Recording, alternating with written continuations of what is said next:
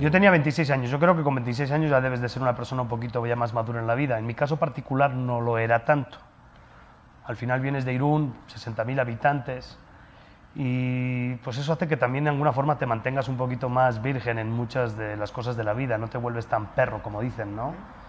No sacas tanto los colmillos, entonces eres un bonachón que va por la vida, donde todo el mundo, nadie te ha hecho daño en la vida, donde siempre convives con gente bonita.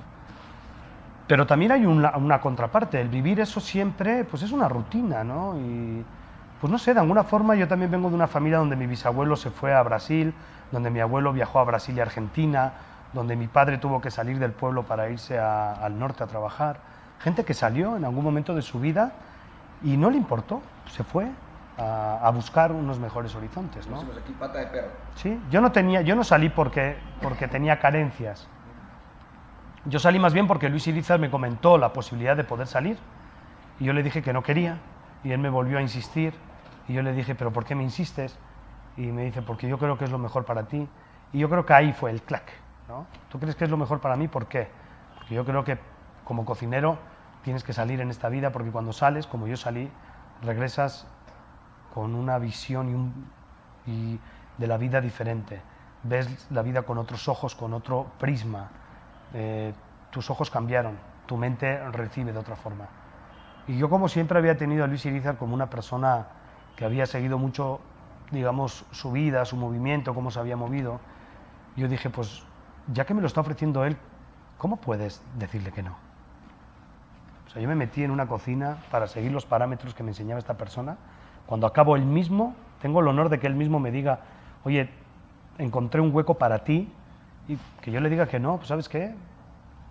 Pues tendré que salir, ¿no? Me daba igual que me hubiera dicho México, Arabia Saudita, Kuala Lumpur, ¿no? Oklahoma, yo hubiera salido, ¿no? Solamente por su aval, solamente porque él me lo estaba comentando, oye, quiero que vayas, ¿no? Me vine con 26 años a México con el dinero que había ganado en las prácticas, una maleta, y me subí a un avión, la primera vez que me subí en un avión, y aquí aterricé. La ciudad más grande del mundo, con un grupo de vascos que ya residían aquí, maravillosos, que me acogieron en todo momento, que me dieron cariño, que me explicaron cómo era este país, país maravilloso, un país muy parecido al País Vasco, que se come, que se vive para comer, que se puede comer de pies de una forma elegante, como en el País Vasco, que cuando te sientas, de verdad te sientas a comer, que cuando estás comiendo te transformas y sonríes y empiezas a contar cualquier tipo de cosas, y esto se ve también en México. Cómo te puedes sentar todo el mundo serio y de repente te metes un bocado, te tomas un tequila, un taquito y ya estás pegando en la espalda del compañero, contando un chiste, cagándote de la risa, ¿no? Muchas semejanzas, obviamente México nos donó un montón de productos emblemáticos para la gastronomía española. ¿Qué sería de la gastronomía española sin la patata, sin el pimiento, sin el tomate, sin las judías, bueno, sin los frijoles? Entonces, y sin muchas otras cosas más, ¿no? Si lo quitáramos eso de la gastronomía de España, la gastronomía española se queda desnuda, se queda sin abrigo en invierno. Entonces, me empecé a dar cuenta de que que yo había salido de España diciendo voy a México a ver qué puedo hacer. Resultamente me di cuenta que es lo que tenía que hacer en México, que era aprender. Yo venía a México a intentar solucionar un problema que era de un restaurante, el Centro Vasco, y resulta que no tenía ni siquiera un ápice de capacidad para poder llevar el Centro Vasco. Yo acababa de terminar la escuela y me contrataron de jefe de cocina. Entonces yo si algo estaba en ese momento era desnudo y no tenía ni idea de hacer absolutamente nada. Por eso al año yo me quise regresar. Fue cuando conocí a mi socio, a Bruno Teiza, y Juan María Arzac buscaba a dos chefs, y yo creo que el destino nos llevó hacia un lado, ¿no? hacia el Tesca, donde ahí nos enseñaron, y fue otra vez el doctorado. Pero, ¿por qué México? No sé. Luis Irizar tuvo mucho que ver, igual el destino tuvo mucho que ver. No sé si el destino está trazado o no está trazado.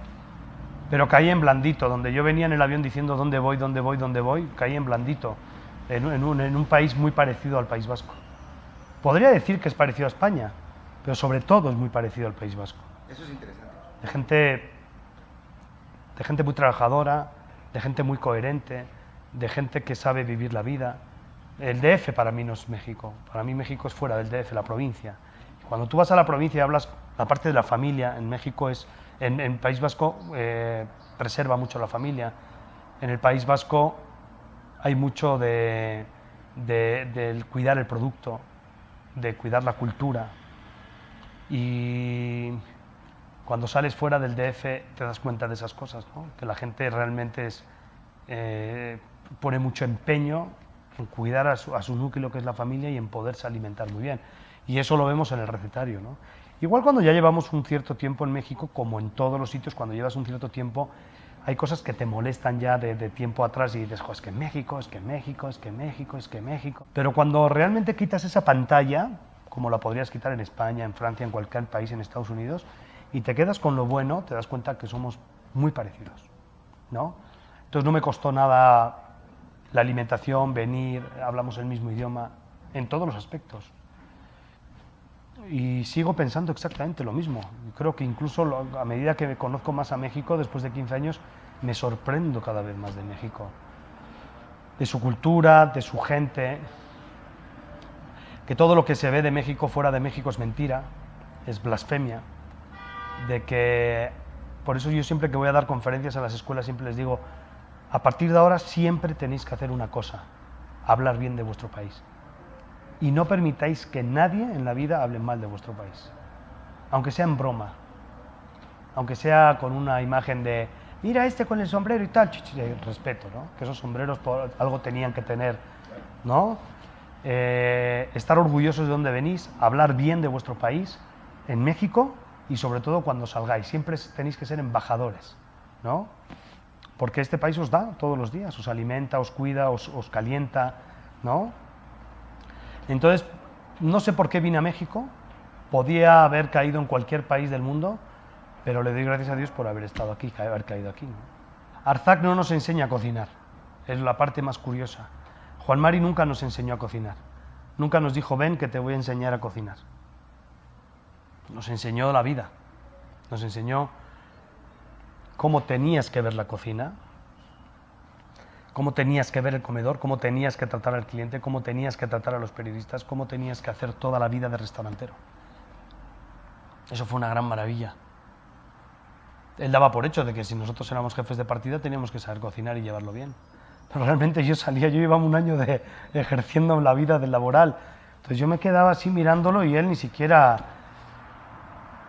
Él sin darse cuenta, o yo creo que al final del día es lo que yo pensaba, él sí se daba cuenta. Yo pensaba que igual no se daba cuenta por la forma tan natural en que nos enseñaba de la vida.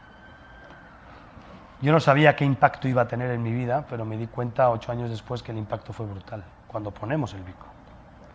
Y aplicamos todos los conocimientos que nos había dado Luis Irizar, que me había dado José Mari, que me habían dado otras personas con las cuales había trabajado, y Juan Mari Arzac. Brutal. Nosotros pensábamos que montar el bico vamos a hacer como nos enseñaron, a ver qué tal jala.